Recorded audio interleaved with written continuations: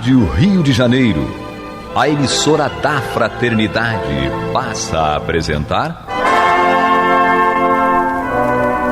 Luz na Penumbra, programa que leva ao seu coração a mensagem da doutrina espírita.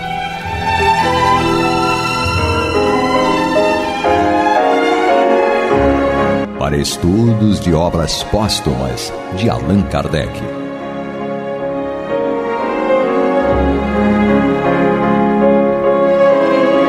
Amigo ouvinte, e aqui voltamos aos microfones da Rádio Rio de Janeiro mais uma vez. Eu me chamo Henrique Parente, esse é o programa Luz na Penumbra e estamos estudando o livro Obras Póstumas, voltando aqui ao início dessa obra tão importante para todos nós, onde aqui estão organizados muitas das matérias que Kardec não havia publicado enquanto em vida e que 21 anos após a sua desencarnação, a sua esposa e um querido amigo, o Sr. Lemarie, organizaram e publicaram, trazendo para nós podermos, na atualidade e a sua época também, as pessoas poderem compreender melhor um pouco da ação desse querido codificador, tão importante para todos nós, a ação dele em torno dos documentos, das atividades, desde os princípios, a ação dele junto aos espíritos, e isso é importante para nós em termos de história e também compreender melhor a profundidade do alcance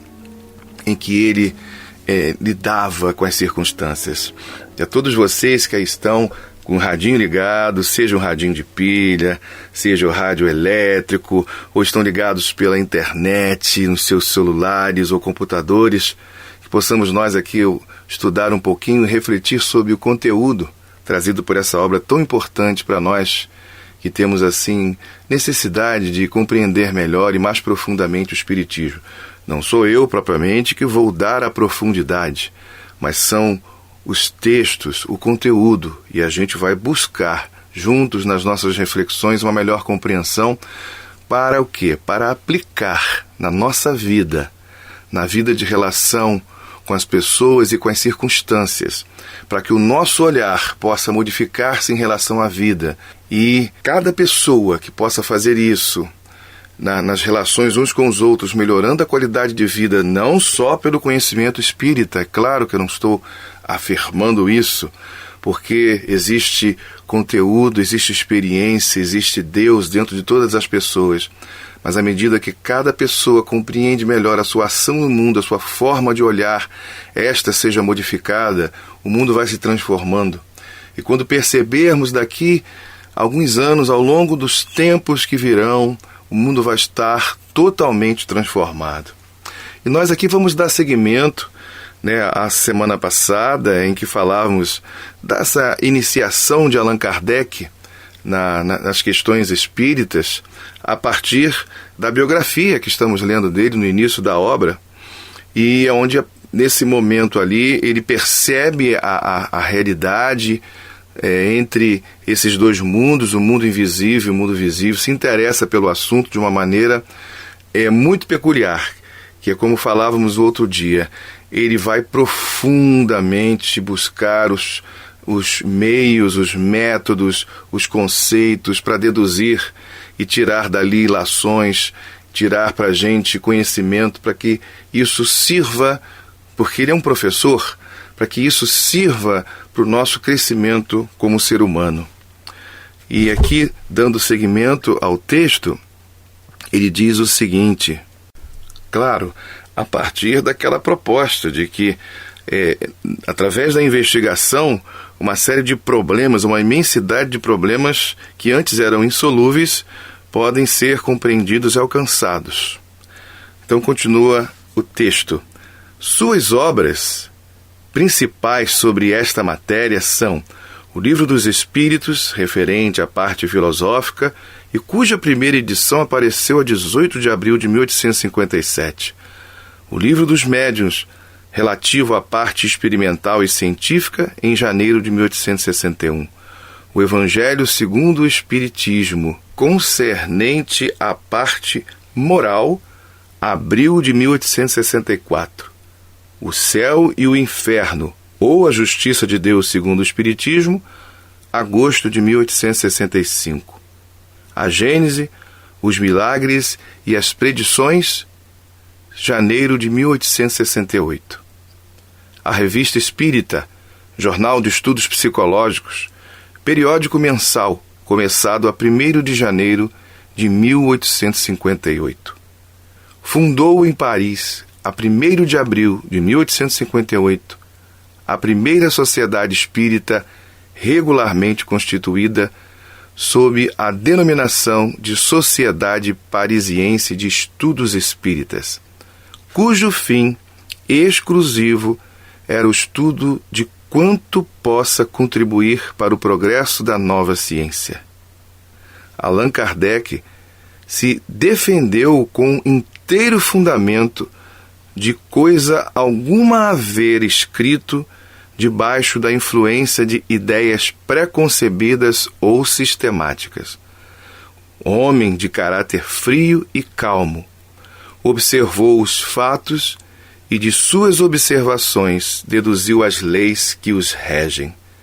Foi o primeiro a apresentar a teoria relativa a tais fatos e a formar com eles um corpo de doutrina metódico e regular. E quando a gente fala, querido amigo ouvinte, em doutrina, ou seja, no ensinamento, mas é um ensinamento que tem uma estrutura bem definida, a partir desse olhar meticuloso do codificador, na aplicação de uma metodologia bem compreendida por ele, como sempre falamos aqui, principalmente nessa fase, falando do Allan Kardec enquanto o estudante e o professor renomado Hippolyte Léon Denis Rivaio, que ajudou a reconstruir, né, uma metodologia para o aprendizado do ensino francês à sua época, e influenciou outras culturas também, e outras pedagogias pelo mundo, inclusive aqui no Brasil. Então, quando a gente pensa nesse homem, é a partir desse movimento dele, né, dessa capacidade dele, construir um método de observação, de coletagem e dedução lógica dos fatos que aí estão sendo verificados a mancheias, porque à época acontecia, né, a presença muito curiosa de uma fenomenologia que chamou a atenção de Kardec e de outros sábios que existiam. Inclusive a iniciação dele, como a gente vai ver mais tarde, né, mais especificamente, ela se dá de maneira muito curiosa. Primeiro, com a sua recusa à verificação, desde que houvesse um motivo que o chamasse verdadeiramente à busca de compreender certos fenômenos que ele atribuía a questões, né, outras. Mas quando ele percebeu que haviam outros homens que ele considerava sérios no assunto, ele aí cedeu e foi verificar com o convite de um amigo cientista esse corpo, né, de fenomenologia, e foi lá e assistiu pessoalmente, e aí ele percebeu que havia alguma coisa ali e, né, um instinto natural de cientista quis verificar, e a partir dali começou tudo isso aí, nesse período, né, de 1850 ali para cá, 1855 e 54 já começa, então, ele pesquisando a respeito dos fenômenos, e daí vai compreendendo e atestando a veracidade e o que estava por trás, que eram inteligências. Então, dessas inteligências, desse contato, desse diálogo, o que nós podemos tirar, extrair dali para construção de conhecimento e de coisas que poderiam melhorar a vida das pessoas. Aquilo que no texto passado parecia ser insondável, não poderia ser verificado e que afeta a vida de todas as pessoas, que são as relações do homem com o mundo espiritual e a influência que esse mundo espiritual exerce em nós. E hoje a gente entende até que nós também exercemos uma influência nesse tal mundo espiritual. Ele está muito próximo da gente, está ao nosso lado, assim, simbolicamente falando, mas acho que não é tão simbólico assim. É um detalhe que faz com que a gente não esteja os vendo ou vendo esse mundo espiritual de forma tão direta e objetiva. Então, daqui por diante, na vida da humanidade, a gente vai lidar com essas questões de maneira mais objetiva. Esse é um dos papéis do Espiritismo. É possibilitar a gente, construindo uma metodologia que a gente pode verificar, utilizar tudo que o Kardec fez, ele deixa isso tudo para a gente, né, até para questionar mesmo, quando ele apresenta o Espiritismo não como uma verdade absoluta, mas como um instrumento de verificação e de compreensão do homem em relação à vida espiritual, mas isso tudo tem um grande objetivo, que é a modificação moral dessa sociedade. Ou seja, quando ele adota o cristianismo como a moral principal, aquela que o espiritismo entra em contato, ele ajuda a gente, a partir dessas novas descobertas, a compreensão de novas leis que o homem não entendia, a se relacionar com isso a partir da compreensão dessas leis, e isso ajudar a gente a construir, né, ou a modificar a nossa moral, que tem a ver com os nossos costumes, com os nossos hábitos, com os nossos valores, a observação que a gente faz da vida, né? Isso tudo é muito importante e fundamental. Como diz aqui o texto, né? Ele era um homem de caráter frio e calmo, e observava os fatos, e de suas observações deduzia as leis que os regem. E a gente vê que é, né, uma questão de ordem científica mesmo, quando a gente pensa na busca da lei, da compreensão da lei, ou seja, como funciona aquilo, para que a gente, a partir daí, compreendendo melhor essas leis, a gente tenha uma interação melhor com ela, né, ou com as circunstâncias, né. Foi o primeiro a apresentar a teoria relativa de tais fatos. Ele realmente ele é um pioneiro. Kardec é um pioneiro na pesquisa de caráter, né, com o caráter que ele deu, um caráter científico, em relação a esses assuntos vinculados à vida, ou à metapsíquica, né, ou seja, a vida espiritual, aquilo que está além do senso comum, né, da matéria. Então, ele realmente é um pioneiro, ele construiu uma metodologia de verificação, de investigação tremendamente positiva. Não há o que questionar, eu diria, mas é claro que a gente, com interesse, aqueles que têm necessidade, vão fazer sim, pois que questionem, pois que busquem a verdade. Essa é a ideia. Tanto é que a filosofia que Kardec propõe é exatamente essa, de ir questionar. Não foi o que ele fez com os espíritos? Ele questionou os espíritos a respeito de vários assuntos. E aí foi percebendo o teor, a qualidade dessas comunicações. E não perguntava somente a um, a milhares, e as coisas foram acontecendo. Por quê? E aí a gente entra num campo vinculado à grande revelação dos tempos e à presença dos espíritos superiores. E Jesus é o nosso mestre, é o senhor de todo esse processo, né? Ou seja, desde os primeiros tempos da construção doutrinária espírita, que é cristianismo, a gente sabe, mas é a continuidade, é o seu desenvolvimento natural, os espíritos superiores dizem que são chegados os tempos em que todas as coisas irão ser restabelecidas no seu verdadeiro sentido. Então, entramos, na verdade, nesse tempo do restabelecimento de todas as coisas, onde tudo aquilo que Jesus havia passado para nós e que a gente foi meio que esquecendo com o passar do tempo, não totalmente, é claro, pessoas vieram no decorrer dos tempos e têm aparecido que nos lembram a essência desse ensinamento. Mas tem muito mais coisa ali e que a gente foi deixando de lado, principalmente um contato consciente, pleno com o mundo espiritual. O culto pneumático ele foi retirado, ele foi, negligenciado, a relação do homem com a vida espiritual, e aí ficou essa lacuna imensa desses séculos, as coisas acontecendo, uma influência espiritual não tão objetiva do ponto de vista da consciência e da liberdade e do culto, né, coletivo a respeito dessa prática, mas foi acontecendo. Para partir de Allan Kardec ali, a coisa ser meio que retomada de uma maneira mais objetiva e direta, e agora utilizando aí, né, uma metodologia de investigação. Então a gente vai percebendo que as coisas vão acontecendo, vão fluindo e vão facilitando a nossa vida nesse sentido.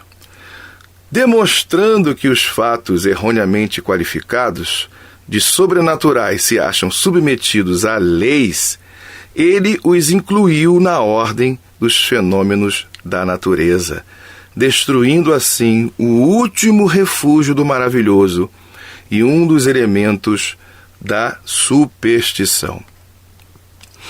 Que a ideia é exatamente essa: trazer essas leis para a nossa compreensão, mas principalmente tirar dessa nossa fantasia da ordem do sobrenatural. O que existe são leis criadas por Deus, pelo nosso Criador. A partir do momento que a gente não sabe, não compreende essas leis, claro que fica difícil, mas relegar isso ao sobrenatural, aquilo que está acima do natural, como se fosse acima do próprio Criador, é uma coisa muito complicada. Então é preciso compreender as leis que regem esses fenômenos. Os fenômenos da mediunidade, da influência, da existência da vida espiritual, que estão tão próximos de nós, mas muito próximos, sempre estiveram. A gente vê isso pela própria relação do homem que vive nas selvas, né, do indígena, em que tem os seus xamãs, em que trabalham de forma tão natural essa relação da vida do homem com a vida espiritual. Eles vivem ali a vida material, a maneira, né, a ligação com a floresta, a maneira como eles retiram as coisas da floresta, mas entre eles há essa plena noção, eu diria mais do que uma noção, uma consciência perfeita da existência da relação do homem e deles com o mundo espiritual, com os espíritos. E uma pesquisa que aconteceu no início do século XX por vários pesquisadores de várias áreas, né, Ernesto Bozano e tantos outros, homens como Max Friedon Lang e outros, né, que não me recordo agora a memória, espontaneamente falando, mas a ideia era justamente pesquisar a respeito de certos fenômenos que aconteciam entre os povos chamados primitivos, né? Os povos indígenas de todos os países, como também chamavam à época e ainda chamam de aborígenes. E eles chegaram a uma conclusão muito curiosa, de que a mediunidade, usando a palavra, né, criada por Allan Kardec, ela existia de uma forma muito natural. É como se afirmassem que a mediunidade é verdadeira. Por quê? Porque o homem primitivo, assim como era entendido, ele não teria condições filosóficas e intelectuais, segundo eles, de criar do nada essa concepção da relação do homem com a vida espiritual e com os deuses. Porque muitas dessas culturas indígenas, elas acreditavam num único Deus e outras acreditavam na existência de muitos deuses. Mas não havia entre eles uma só que não acreditasse na vida espiritual e nos espíritos. Isso é muito interessante. Então eles deduziram que a mediunidade, a religião, ou melhor falando, ou seja, a necessidade de relacionar-se com o sagrado, ela nascia de um fato real. Percebam, queridos irmãos, que coisa interessante. Quem afirma isso são pesquisadores das diversas áreas, né, da ciência, das humanas principalmente. Isso lá no início do século XX. Isso foi trazido à baila por alguns livros, né? O Ernesto Bozano, por exemplo, é um dos que escreve sobre isso. E um livro chamado, em inglês, se não me falha a memória, de Making of Religion, do Max Friedon Lang, que fala exatamente disso, que a religião nasce da mediunidade. Que coisa, né? E aí a gente vai percebendo, Kardec, ele realmente é um pioneiro dessa pesquisa, dessa ciência que ele ajuda a fazer nascer. E outros vão, com o passar do tempo, entrando por esses caminhos e fazendo a mesma coisa, como aconteceu com Charles Richer, como aconteceu com William Crookes, como falei no outro programa. Richer, ele foi prêmio Nobel de Medicina e de Fisiologia de 1913. E o William Crookes, ele era químico e físico, mas foi prêmio Nobel de Física em 1906, eu errando de novo a data aqui, 1906. Então a gente está falando de pessoas que, do ponto de vista da academia científica, não eram qualquer pessoas, né? Não eram assim pessoas comuns, sem estudo, sem conhecimento. E enveredaram por esses caminhos e foram pesquisar a fundo isso aí. Muitos outros vieram, César Lombroso na área jurídica, Albert de Rochat, e assim vai citando outros tantos, até chegar na metapsíquica do Richer, que mais tarde, nas pesquisas do J. Banks Heine, ele dá um novo nome chamado de parapsicologia e assim por diante. Ou seja, o trabalho que Kardec iniciou, ele ganhou movimento, está aí até hoje. Agora, Allan Kardec, ele não queria ficar malhando em cima de ter que provar para as pessoas, através da pesquisa direta da fenomenologia, a existência disso. Ele alcançou esse patamar de entender como uma lei.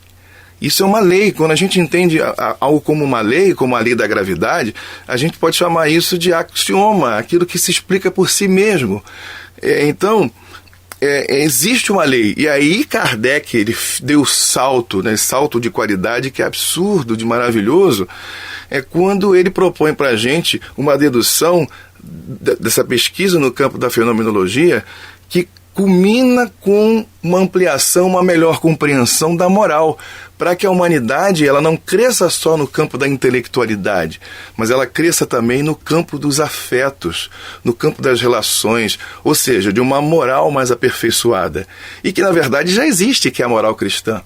Isso vem fortalecer exatamente esse movimento da existência dessa moral, que vai tornar possível uma vida, ou trazer para a gente uma vida superior, literalmente uma vida superior, onde o homem não vai mais se comportar como a gente ainda vê na atualidade.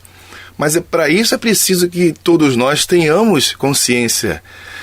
E o trabalho para a aquisição dessa consciência, ele é um trabalho individual e também coletivo. Principalmente porque à medida que eu me torno uma pessoa melhor, me esforço nesse sentido, principalmente porque eu venha compreender que a vida ela não acaba na morte, ou seja, no túmulo, existe uma continuidade, existe um retorno, existe um aprimoramento. Quando isso faz sentido na minha cabeça, né, isso dá um gás na gente, principalmente quando a gente sofre. E, em geral, todos sofremos em algum momento, né? E alguns sofrem muito, bastante. Então, quando a gente percebe a realidade disso, a gente começa a investir. E quando a gente investe em alguma coisa, a gente tem um retorno. Isso é uma lei natural, isso acontece. Assim como acontece nas finanças da vida, quando a gente investe na coisa certa, da maneira correta, a gente tem um bom retorno daquilo ali. Então, como nós começarmos a investirmos melhor nessas questões de ordem moral, de uma moral mais elevada, de um comportamento, de uma esperança em relação à mudança das coisas, esse investimento ele vai ter frutos. É aquela parábola que Jesus nos conta dos talentos, onde a gente precisa investir o talento em alguma coisa, é preciso movimentar a vida, a nossa vida, para que isso se estruture bem e isso volte para a gente, porque essa é a vontade de Deus. Ele quer o nosso bem, quer que a gente tenha uma vida melhor, mas tem que ser a partir de nós mesmos construindo isso. Então é muito bacana a gente ver isso tudo, né? Eu vou só mais um trechinho aqui, já está acabando o nosso tempinho, né? Na verdade eu vou até voltar aqui desse trechinho último para a gente dar continuidade depois. Então, demonstrando que os fatos erroneamente qualificados de sobrenaturais se acham submetidos a leis, ele, ou seja, Allan Kardec, inclui na ordem dos fenômenos da natureza. Ou seja, são fenômenos naturais, destruindo assim o último refúgio do maravilhoso e um dos elementos da superstição, que é o que nos afasta muitas vezes de estarmos assim mais convictos e compreendermos melhor a nossa relação com a vida espiritual, com o sagrado. Mas isso já é um papo para um próximo programa. Querido amigo ouvinte, que a paz de Deus envolva cada um aqui presente hoje e sempre, é claro, né? Que que possamos estar juntos novamente no próximo programa e outros que virão. Mas não desliga aí o seu rádio, nem o seu computador, nem os seus aparelhos, porque vamos continuar ainda falando de Espiritismo aí através de outras obras com outros queridos amigos. Muita paz a todos. Você está ouvindo o programa Luz na Penumbra.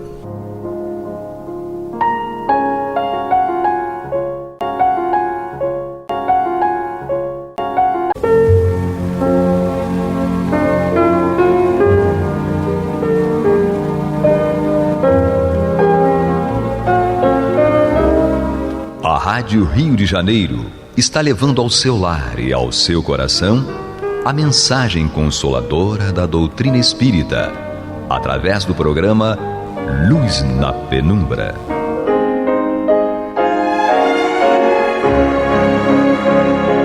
E com vocês, Antônio de Pádua Barbosa, para comentar o Evangelho segundo o Espiritismo da obra codificada por Allan Kardec.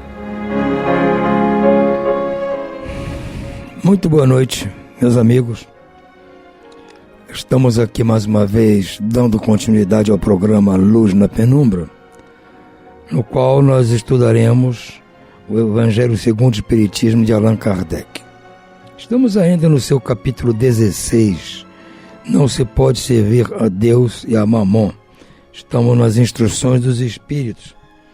E hoje nós vamos estudar o item 12, que ainda faz parte daquele subtítulo Emprego da Riqueza. A mensagem enviada pelo Espírito Protetor em Cracóvia, 1861. Nosso irmão diz assim: quando considero a brevidade da vida, impressiona-me dolorosamente a incessante preocupação de que é para vós objeto o bem-estar material, ao passo que dais pouca importância ao vosso aperfeiçoamento moral, a que consagrais pouco ou nenhum tempo e que, no entanto, é o que importa para a eternidade. Dir-se-ia, diante da atividade que desenvolveis, tratar-se de uma questão do mais alto interesse para a humanidade, quando não se trata, na maioria dos casos, senão de vos pordes em condição de satisfazer a necessidades exageradas, a vaidade, ou de vos entregastes a excessos. Quanta aflição, inquietações e tormentos cada um se impõe, quantas noites de insônia para aumentar uma fortuna muitas vezes mais que suficiente. Por acúmulo da cegueira, não é raro se encontrar pessoas escravizadas a penosos trabalhos pelo amor imoderado da riqueza e dos gozos que ela proporciona, a se vangloriarem de viver uma existência dita de sacrifício e de mérito, como se trabalhassem para os outros e não para si mesmas. Vou dar uma parada aqui para tentar entender o que nosso irmão está dizendo. Ele está dizendo que a nossa vida é muito breve, em termos de eternidade, com certeza é. Ele está impressionado com a nossa dolorosa, incessante preocupação que nós temos de adquirir riquezas. Riquezas, no caso, até mais as riquezas pecuniárias, econômicas, monetárias. Realmente, nós todos temos isso, alguns mais, outros menos, mas é difícil para nós escaparmos dessa obsessão de adquirir riquezas. E de forma honesta, com trabalho, muito trabalho. Eu não estou nem discutindo se vai ser forma desonesta, isso aí não faz parte aqui do tema de hoje. Nós estamos discutindo aquela obsessão por angariar riquezas, o que é natural, o que ele está dizendo aqui. Então ele fala, é muito certo, essa obsessão por adquirir riquezas acaba nos causando aflição, inquietações, tormentos, que nós nos impomos isso. Quantas noites de insônia, só você passa a noite acordado, preocupado de como você tem que fazer para aumentar a sua fortuna, para ganhar mais. Então você fica aflito, ansioso, perde o sono, preocupado para aumentar a sua fortuna, como diz aqui, que já é grande, muitas vezes. Não é a pessoa que está preocupada com uma dívida, tem que arrumar dinheiro para pagar uma dívida. Não, a pessoa que já tem e tem muito e passa a noite em claro preocupado em ganhar mais. Pelo cúmulo da cegueira, não é raro encontrar em pessoas escravizadas a penosos trabalhos pelo amor imoderado da riqueza e dos gozos que ela proporciona. A pessoa às vezes destrói a própria saúde para trabalhar em excesso, para ganhar mais, arrumar mais dinheiro, mais bens. E vai depois gastar tudo que tem com serviço médico na velhice. Nós temos que buscar o equilíbrio. Nós temos que buscar a riqueza, temos que buscar o nosso bem-estar, nosso conforto, nossa família, e estender isso aos necessitados. Porque se eu não tiver para dar, por mais vontade que eu tenho, se eu não tiver nada, como é que eu vou dar? Eu não sou aquela viúva das duas moedinhas, né? Ela já tinha 2 moedinhas, mas e se não tiver nada, como é que eu vou fazer? Então, eu tenho que trabalhar, ganhar bem, ganhar bastante, para o meu conforto, a minha vida normal, boa, e da minha família. E ainda sobrar, ou eu ganhar um pouco, usar menos, para ajudar aos necessitados. Para isso eu tenho que trabalhar e buscar riqueza. Agora, não posso ficar fissurado em buscar riqueza. É disso que ele está falando. Eu não posso piorar a minha saúde, passar noites em claros, ficar aflito, inquietações, palpitações no coração, quase ter um infarto, por causa de adquirir mais riquezas, que eu tenho que viajar não sei para onde, para buscar não sei o quê. Calma, vamos devagar, dá para fazer depois com calma. Mas vou ganhar milhões. Mas você já tem milhões, dá um tempo. Cuida da saúde, cuida da família, vê se relaxa com a família por causa disso. Aí em casa acaba tendo problema com o cônjuge, com os filhos, porque está só pensando em amealhar dinheiro.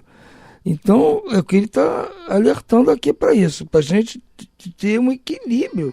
Ele diz assim: insensatos, credes então realmente que vos serão levados em conta os cuidados e os esforços que desprendei, movidos pelo egoísmo, pela cupidez, pelo orgulho, enquanto negligenciais o vosso futuro, assim como os deveres que a solidariedade fraterna impõe a todos os que gozam das vantagens da vida social? Então, se você está achando que você vai ter reconhecimento na espiritualidade por essa atitude de buscar amealhar mais e mais e mais com a desculpa, não, eu estou fazendo isso para o bem da minha família, para o bem do meu conforto, eu preciso, no seu futuro, amanhã pode acontecer, tem que buscar o equilíbrio, porque, como diz aqui, esses cuidados, esses esforços são levados pelo egoísmo, pela cupidez, pelo orgulho. Enquanto isso, nós negligenciamos o nosso futuro. E assim como negligenciamos os deveres da solidariedade fraterna. Então tem que ser fraterno, tem que ter uma vida social. A vida social não é vida de badalação, é vida em sociedade. Na sociedade tem os mais ricos, os médios, os mais pobres, tem entidades que têm condições, entidades que não têm condições. Então nós temos que viver com o mundo.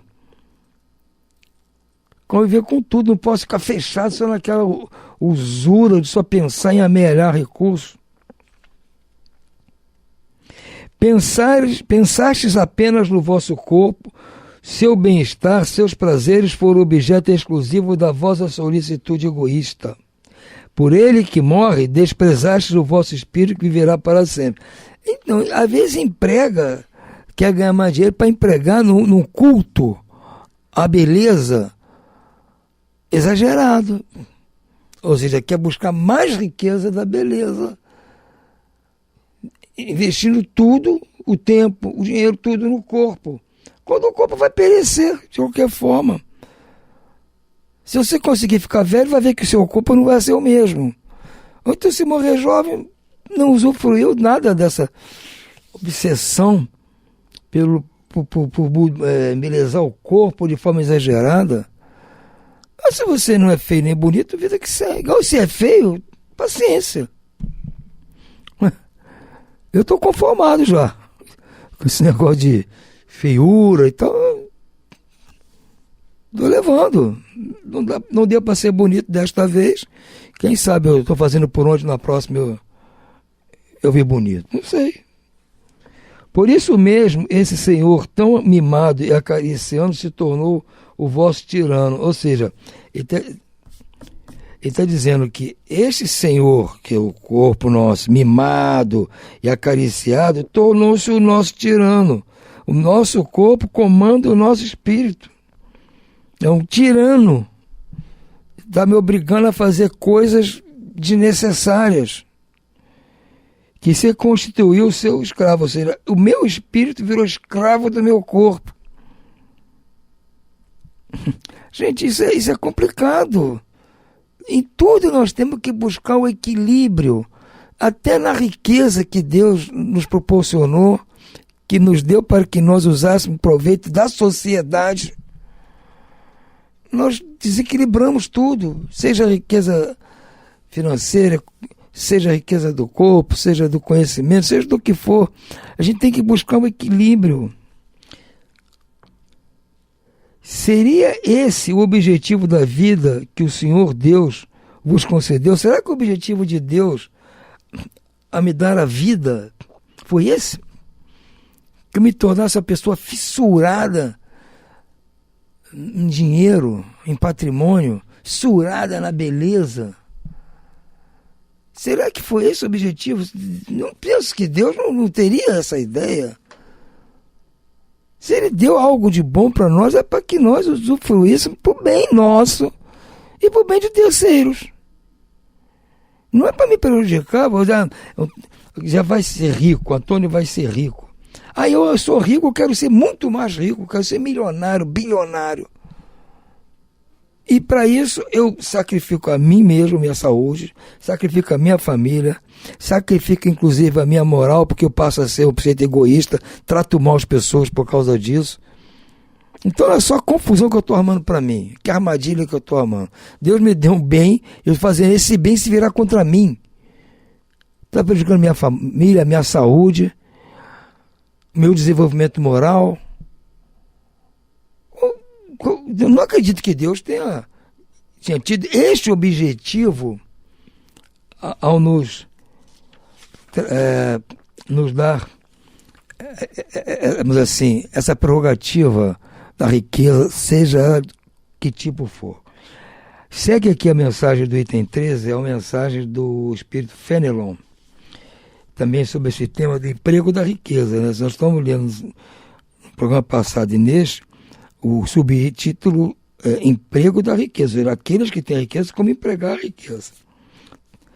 Diz aqui o Fenelon: sendo um homem o depositário, o administrador dos bens que Deus lhe pôs nas mãos, se-lhe-ão pedido as severas contas do emprego que ele lhe haja dado, em virtude do seu livre-arbítrio. O mau uso consiste em os aplicar exclusivamente na sua satisfação pessoal. Ao contrário, o emprego é bom todas as vezes que deles resulta um bem qualquer para outrem. O mérito é proporcional ao sacrifício que a criatura se impõe. A beneficência é apenas um modo de empregar-se a riqueza. Ela alivia a miséria atual, aplaca a fome, preserva o frio e proporciona abrigo a quem não tem. Então ele está dizendo, Deus nos tornou depositários, administradores dessas riquezas, mas vai nos pedir conta depois do que nós fizemos. É o administrador infiel, é a parábola dos talentos. Jesus está nos mostrando tudo direitinho. O mau uso, ou seja, o uso só na minha satisfação pessoal, ao contrário de empregar no benefício de outras pessoas também, é que vai ser considerado. Então, a beneficência é apenas uma maneira da gente fazer isso que Deus quer. seja, a caridade. Fazer o bem, beneficência. E se eu fazer o bem, eu estou agindo conforme o uso que Deus propôs para a riqueza que Ele me outorgou. Há, porém, um dever igualmente imperioso e meritório, o de prevenir a miséria. Então, isso é interessante. Antes de nós chegarmos até a miséria, vermos a miséria, se a gente puder prevenir, melhor. Essa é a missão das grandes fortunas mediante trabalho de todo gênero com que elas podem executar. Então, a função da grande riqueza é prevenir a miséria, é não permitir que os outros cheguem à miséria. É uma questão interessante. Não é o nosso caso aqui, que ninguém aqui é milionário, mas nem estamos donos de grandes fortunas, mas a função da grande fortuna, a função do milionário, é prevenir a miséria, evitar que as pessoas fiquem miseráveis. Então ele tem que saber usar a fortuna dele, que é gigantesca, de forma a ajudar a sociedade. Agora, isso não pode ser compulsório, gente. Não pode chegar ninguém no governo e impor a pessoa isso. Porque essas pessoas já pagam os impostos que são determinados. E há limite para a cobrança de impostos. Não pode cobrar demais, senão a pessoa vai para outro país. Muda. Todo país que tentou aumentar, taxar grande fortuna, vamos botar imposto. Os milionários simplesmente mudaram de país para um país que não cobra, vida que segue. Então, é preciso que eles atentem para isso, na consciência deles. Não é o governo que vai impor. Você é obrigado agora a praticar a caridade. Não existe isso. Então, temos que ter cuidado em desejar certas coisas. A gente pode desejar, poxa, mas aquela empresa podia fazer melhor. Podia. Se não está fazendo, os donos não estão fazendo, isso é com a consciência deles. A gente pode sugerir, manda uma carta, tiver uma oportunidade, fala, vai lá e pede, tá, tudo bem. Mas se não quer ajudar, não adianta se queixar, amigo. É a consciência deles. E, mesmo tirando o legítimo proveito desses trabalhos, o bem não deixaria de existir, porque o trabalho desenvolve a inteligência e enaltece a dignidade do homem. Sempre cioso de poder dizer que ganha o pão que come, ao passo que a esmola humilha e degrada. Então, a função da empresa é gerar empregos. A empresa gera empregos. E o cidadão empregado, ele está honrando aquilo que ele está fazendo e está tirando sustento dali. Ele não quer esmola, o cidadão não quer esmola. O cidadão quer trabalho. Cidadão de bem, que é pobre, mas ele tem a sua moral, ele quer um trabalho, ele não quer receber esmola. Não é o correto ficar distribuindo esmola, é um último recurso. Tudo bem, muitas vezes o governo é obrigado a fazer esses programas de distribuição de renda, distribuição de vales, está tudo bem, isso é emergencial, mas o certo é prevenir isso. E não cabe ao governo também prevenir. O governo pode facilitar algumas empresas a promover isso. Essa é a função que eu acho do governo aí, ajudar as empresas, o patrão, o cidadão que quer usar a sua empresa para gerar mais empregos, melhorar as condições dos funcionários. O governo, poxa vida, vamos ajudar essa empresa aí, talvez diminuindo os impostos, dando um incentivo e tal, aí sim. Mas não é obrigando. Nem o governo pegar dos recursos que tem e usar. Ele tem que convencer esses empresários a fazerem isso, porque eles têm disponibilidade, gente. Pega o lucro balanço dessas empresas aí, são lucros astronômicos. E pode ser feito. Eu vejo assim, eu acho que há países em que isso é feito mesmo, entende? Essas empresas grandes dão fortunas para a parte, principalmente a parte da pesquisa médica, hospitais, universidades, ex-alunos que se tornaram milionários, eles, depois de ficarem ricos, começam a doar para as universidades, para os hospitais, para as pesquisas médicas. Isso é um jeito de você ajudar. Além de a pesquisa para descobrir coisas novas, está gerando empregos de qualidade. Então, isso é o certo. Mas eles fazem por isso. Porque o governo dá incentivo e porque eles querem fazer. Porque aqueles que mesmo com incentivo do governo não fazem. Então, é uma questão pessoal. Se você é pobre, você vai ter uma função. Se você é milionário, você vai ter outra. Me diz aqui, a função das grandes fortunas é exatamente essa, é prevenir a miséria, é chegar antes que a miséria aconteça, evitar que a miséria aconteça. A fonte de água, a riqueza concentrada em uma só mão deve ser qual fonte de água viva que espalha a fecundidade e o bem-estar à sua volta. Ricos, que a empregaste segundo as vistas do Senhor, o vosso coração será o primeiro a descedentar-se nessa fonte benfazeja. Já nesta vida fruireis os inefáveis gozos da alma, em vez dos gozos materiais do egoísta, que deixam vazio o coração. Vossos nomes serão benditos na terra quando a deixardes. O soberano Senhor vos dirá, com a parábola dos talentos: bom e fiel servo, entra na alegria do Senhor. Então, eles têm que decidir se querem ser bons e fiéis servos. Nessa parábola dos talentos, o servidor que enterrou o dinheiro que lhe fora confiado não é a imagem dos avarentos em cujas mãos a riqueza se conserva improdutiva? Pergunta aqui o Fenelon.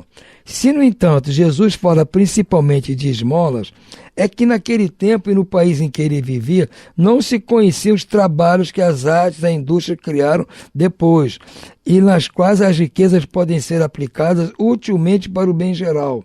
A todos os que podem dar, pouco ou muito direis, dá esmola quando for preciso, mas tanto quanto possível, convertei-a em salário, a fim de que aquele que a receba não se envergonhe. Eita, viva Kardec! É isso aí, gente.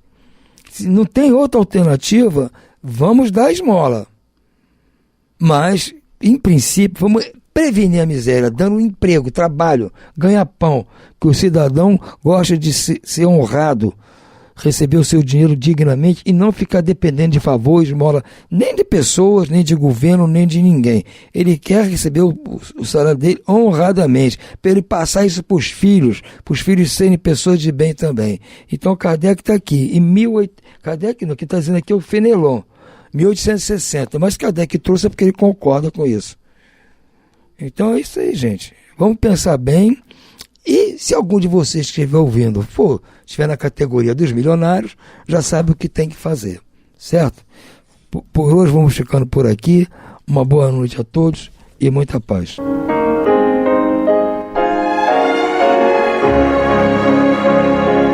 E vamos ouvir agora a prece de encerramento de nosso programa, na voz de Geraldo de Aquino. Jesus, dá-nos coragem para a luta, piedade para os insultos e misericórdia para as injustiças e ingratidões.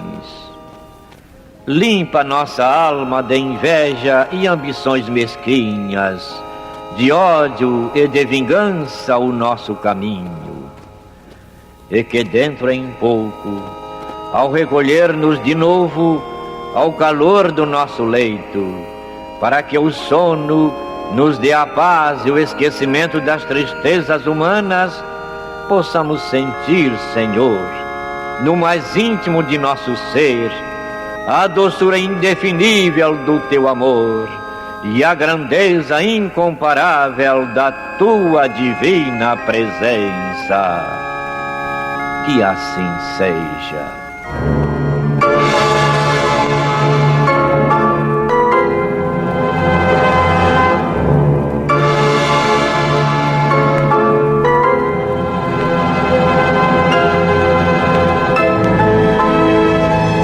Acabamos de apresentar o programa Luz na Penumbra, que voltará a ser apresentado amanhã às 21 horas nesta emissora.